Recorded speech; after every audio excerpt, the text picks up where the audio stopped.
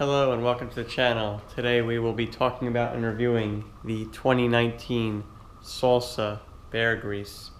This is the GX build. The Beargrease is a full carbon fiber fat bike, 27.5-inch wheels.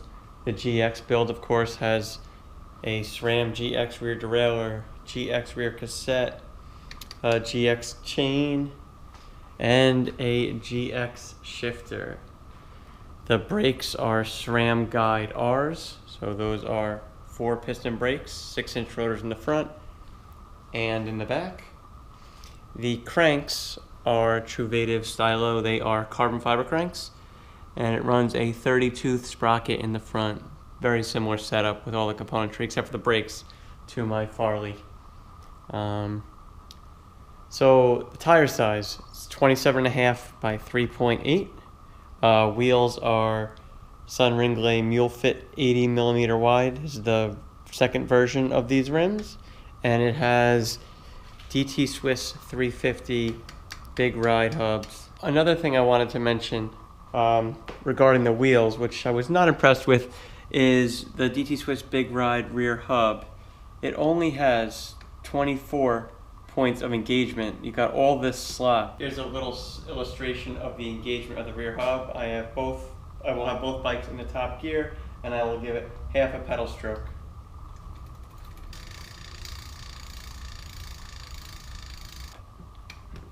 It's kind of a lot coming from the Farley, where you have 108 points and there's really just 2 degrees, 3 degrees.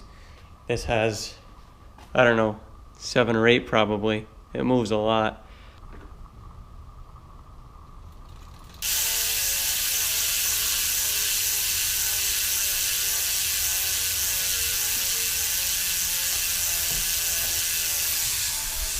Definitely a pretty big difference in the engagement on the rear wheels. This is what you want in technical areas of the trail. You want that quick engagement, always right there. Another thing is the fit. The Beargrease, although, I guess technically they say rider size 5'9" to 6 foot. I'm just shy of 5'9", so maybe I should have been on a small. I like the medium, that's how high I had the seat. The reach on the Beargrease is almost an inch longer from the seat to the handlebar than my Farley. Now, I always felt my Farley was a little tight, but the Beargrease, I think, does fit me a little better. The only thing I'd want to change if it were my bike, I would have brought this stem down quite a bit. This is a lot of stack height, and it did make it a little difficult to climb in some spots. Even with my stem set up here with 25 millimeters below, 25 millimeters of stack below the stem, the Trek sits about 2 inches lower. The handlebar sits about 2 inches lower than the Salsa Beargrease handlebar. So I've ridden this bike on the beach and the trails now. I got the Salsa Beargrease on the back today, trying that out.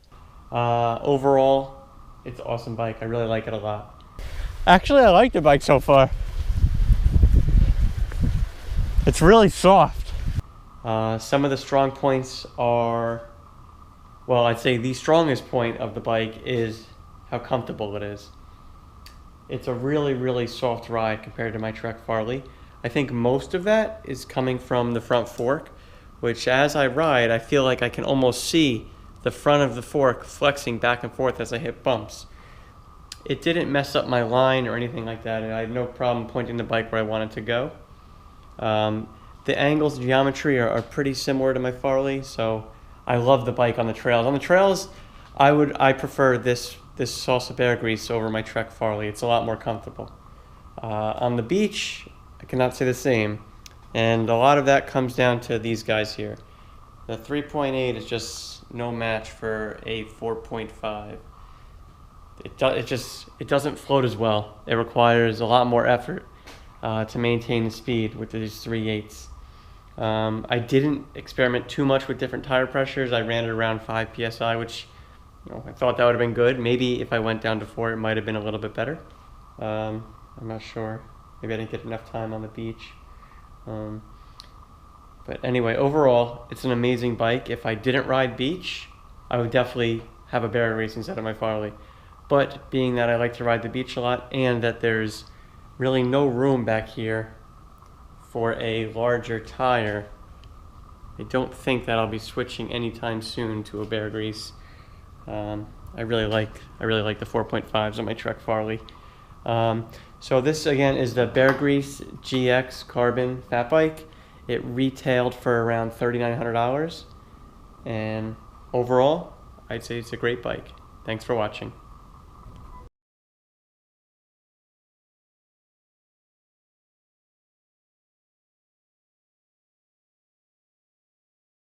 I think we could pass. Oh!